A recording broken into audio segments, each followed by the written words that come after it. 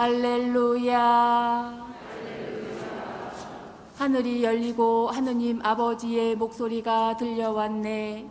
이는 내가 사랑하는 아들이니 너희는 그의 말을 들어라. 주님께서 여러분과 함께 또한 사제의 영과 함께 루카가 전한 거룩한 복음입니다. 주님 영광 받으소서. 그때 백성은 기대에 차 있었으므로 모두 마음속으로 요한이 메시아가 아닐까 하고 생각하였다. 그래서 요한은 모든 사람에게 말하였다. 나는 너희에게 물로 세례를 준다. 그러나 나보다 더 큰 능력을 지니신 분이 오신다. 나는 그분의 신발끈을 풀어드릴 자격조차 없다. 그분께서는 너희에게 성령과 불로 세례를 주실 것이다. 온 백성이 세례를 받은 뒤에 예수님께서도 세례를 받으시고 기도를 하시는데 하늘이 열리며 성령께서 비둘기 같은 형체로 그분 위에 내리시고 하늘에서 소리가 들려왔다. 너는 내가 사랑하는 아들, 내 마음에 드는 아들이다. 주님의 말씀입니다. 그리스도님 찬미합니다. 자리에 앉으십시오.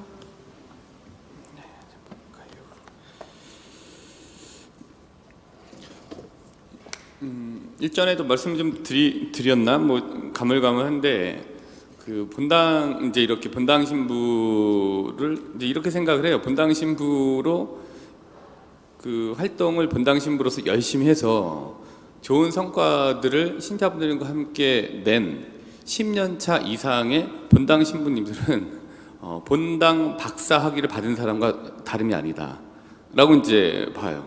본당에 대한 박사 학위를 받은 거다 이렇게 좀 생각이 듭니다. 근데 본당을 해보지도 않고 본당의 신자분들과 함께 좋은 성과를 이렇게 내고 있는 본당 박사들한테 본당 경험이 없는 글자 박사들이 이래라 저래라 하는 경우들도 있어요. 근데 그런 참 그때는 참 좀 우습다 뭐 이런 생각이 좀 웃기다 이런 생각을 들어요. 그리고 아니면 가는 본당마다 사실 이렇게 원활하게 본당이 가지 않고 가는 곳마다 문제가 이제 있고 어렵게 만들어 놓고 후배들을 만나서 본당은 이렇게 해야 돼, 그 신자들한테는 이렇게 저렇게 해야 돼라고 하는 분들도 이제 보게 됩니다. 그때 참 우습다, 참 웃기다 뭐 이런 생각을 하게 돼요. 저도 이제 그런 사람인지도 모릅니다만은 조심스럽습니다만은 그렇게 이제 갓나라 콩나라 하면서 이제 글자로만 했고 그다음에 본인은 그렇게 안 되면서 그렇게 하는 사람들을 보고 굉장히 우습다 또 좀 웃긴다 이런 생각들을 저희도 그렇게 하는데 아마 이제 여기 계신 신자분들도 본인이 이렇게 활동하고 계신 영역에서 그렇게 하는 분들을 보면은 참 우습다, 참 웃긴다 이런 생각들을 하시겠다라는 걸 좀 가늠해 봐요. 그래서 이제 제가 뭐 만나는 후배들이 많지도 않습니다. 근데 굉장히 적은데 그 후배들을 만나서 이런 얘기를 해요. 우리는 저렇게 되지 말자. 그래서 이렇게 만나서 얘기를 할 때 이런 얘기들을 해요. 우리 멋있는 시간을 좀 맞이하자, 멋있게 시간을 맞이하자 이렇게 얘기를 해요. 그래서 멋있게 좀 나이가 좀 들어가면 좋겠다. 우리도 이제 이렇게 시간이 흘러가는데 그래서 멋있게 시간을 좀 만들어 가자. 또 멋있게 시간을 좀 채워나가자. 그리고 억지로 내는 멋이 아니라 뭔가 이 내공 안에서 뿜어져 나오는 멋을 좀 이렇게 보여줄 수 있도록 좀 그렇게 시간들을 좀 채워나가면 좋을 것 같아 라고 이제 이렇게 얘기를 해요. 그래서 우리가 그렇게도 비난하고 또 그렇게도 비판하던 선배들의 모습처럼은 되지 말자. 사사건건 간섭하고 원치 않는 조언으로 사기를 떨어뜨리던 사람들처럼 되지 말자. 너와 나의 경험과 연륜이 후배들에게 이 질책성 조언이 아니라 그때는 맞았던 일인데 지금은 아닐 수 있다는 우정어린 참고사항 정도로 얘기하도록 조심하자. 그래서 그러기 위해서는 지금부터 의식적인 노력이 몸에 좀 배게 만들어야 되는 것 같다라고 이제 뭐 이렇게 이런 흐름에 이런 결의 이야기를 해요. 만나면 자주 요즘은. 그리고 이제 결론으로 우리는 조금 일찍 은퇴하자. 우리는 좀 일찍 빠지자. 그래서 후배들이 그냥 갈 수 있게 이렇게 해주자. 조금 좀 더 멋있을 때 빠지자 뭐 이런 이제 얘기들을 해요. 모르죠. 뭐 또 저도 나이 먹고 못 빠져나 좀 몇 년 더 할 거야 막 이럴 수도 있는지 모르겠지만 지금으로선 그렇게 좀 생각을 해요. 근데 이제 이런 분들이 이런 사람들이 이제 되려고 노력하자라는 거잖아요. 근데 이제 이런 경우에는 참 사귀면 사귈수록 멋있는 사람인 것 같아요. 예. 그런 사람이 되자는 거잖아요. 그래서 이거를 줄여서 뭐 사사멋 이렇게 얘기를 해요. 사귀면 사귈수록 멋있는 사람, 사사멋. 예. 그럼 사귀면 사귈수록 밥맛이 없는 사람은 뭐예요? 사사밥이죠, 뭐. 예. 우리 사사밥 되지 말자. 예. 사귀면 사귈수록 멋있는 사사멋이 되자. 예. 그러고 싶은 생각이 좀 들어요. 그러니까 좀 조용히 사귀면 사귈수록 멋있는 사람들은 저뿐만이 아니라 우리 신자분들도 공통적으로 그런 생각 갖지 않으시겠어요? 좀 지켜보면서 필요할 때 적절한 도움을 주는 거죠. 근데 이제 사사밥일 경우에는 뭐냐면 제가 봤더니 근데 잘 되라고 걱정을 해주면서 도움을 주면 좋은데 이 관심은 1도 없으면서 도움을 줄 생각 없이 간섭하고 참여하는 경우들이 있잖아요. 참견하는 경우에 간섭하고 참견하잖아요. 그리고 또 평소에는 다 해줄 것 같이 큰 소리치고 자신의 이러저러한 인맥을 자랑하면서 막상 어려운 일에 봉착하게 되면은 나 몰라라 하는 경우들 이제 그런 이제 부류의 사람들이 사사밥인 것 같아요. 근데 이제 사사못은 앞서 말씀드린 바와 같이 지켜봐주고 필요할 때 자신이 할 수 있는 만큼의 적절한 도움을 주는 사람이 이제 사사못인 것 같습니다. 그래서 이렇게 사귀면 사귈수록 멋있는 사람이 되기 위해서는 이 전경과 배경의 역할을 적절히 잘해야 되는 게 아니냐라고 이제 좀 말씀드리고 싶습니다. 근데 어떤 분들은 항상 전경, 그러니까 제가 말씀드린 전경은 항상 주인공, 항상 자기가 풀샷을 받기를 원하는 사람들인 거예요. 그래서 뒤에 빠져서 배경이 되기를 원하지 않는 사람들이 이제 사사밥이고, 사사못은 자기가 이제 전경이 주인공이 되어야 될 땐 주인공이 되지만 남이 주인공이 되어야 될 상황에는 또 확실하게 그 주인공을 위한 배경이 되어주는 적절한 조력자의 역할을 하는 사람을 이제 사사못 이렇게 이제 표현할 수 있는 것 같습니다.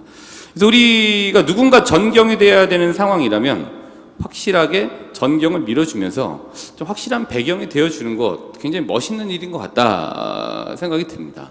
그래서 오늘은 이렇게 좀 전경과 배경, 전경보다 뭐 주인공, 풀샷 뭐 이렇게 얘기를 하는 게 더 나을 것 같은데 이런 전경과 배경이라는 키워드를 가지고 오늘 좀 복음을 한번 같이 좀 이렇게 좀 풀어 나가 보도록 하겠습니다.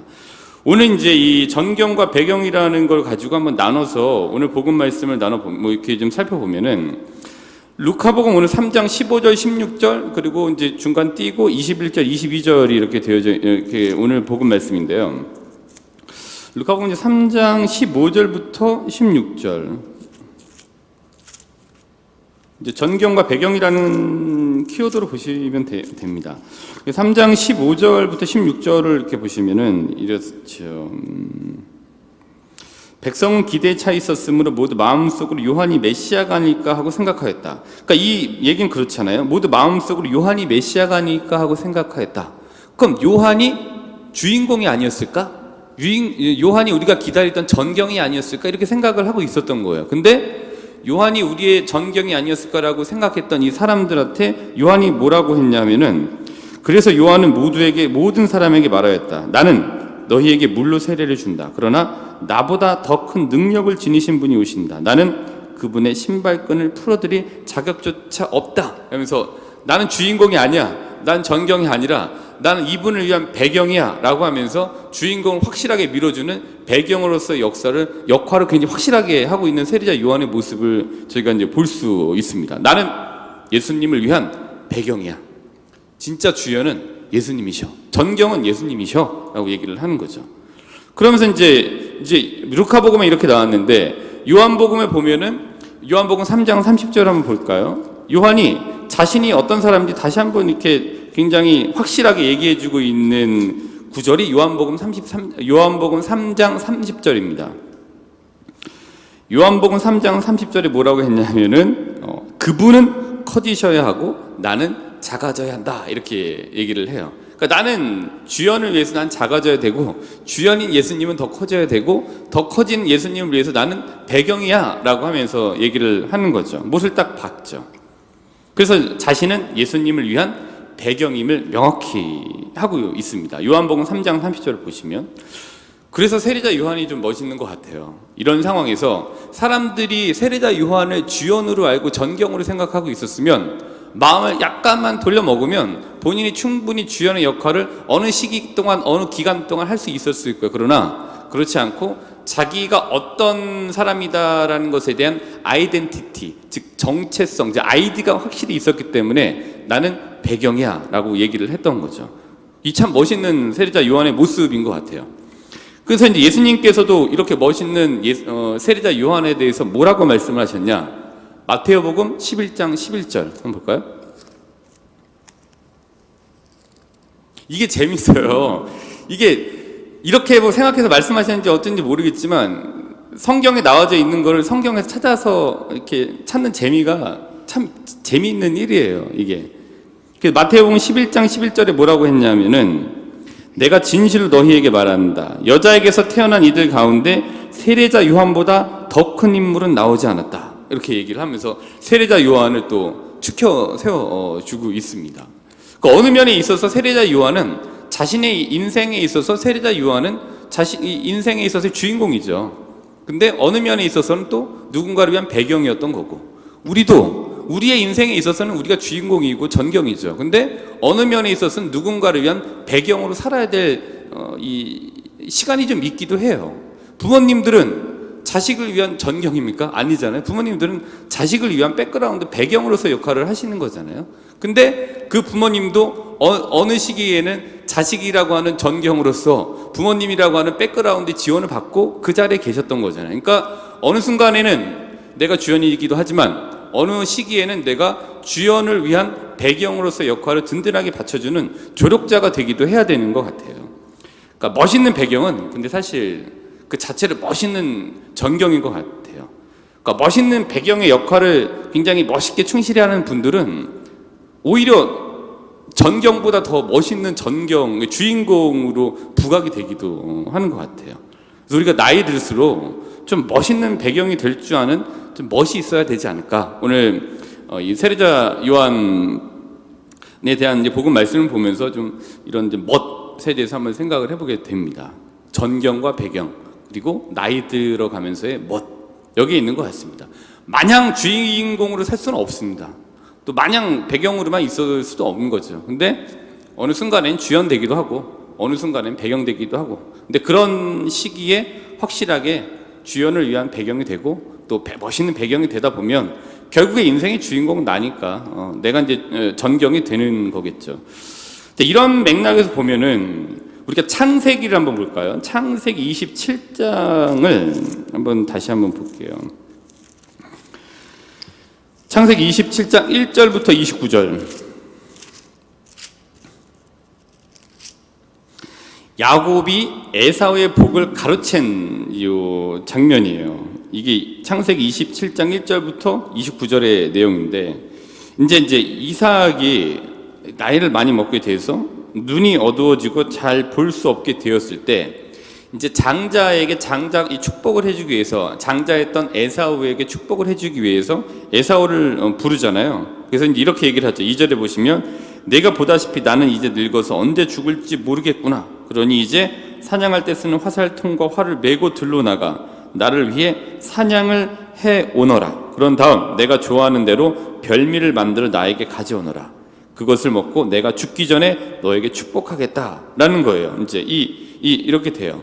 근데 이제 에사오에 대한 이제 축복을 해주려고 하는 이삭의 얘기를 듣고, 이삭이 아니었던 레베카가 에사오보다는 에사오의 동생인 야곱을 더 사랑했기 때문에 이 얘기를 듣고 야곱에게 이제 이 수를 쓰는 거죠.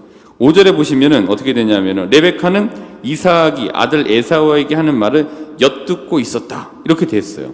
그래서 이제 27 쭉 보면은 얘기도 하고,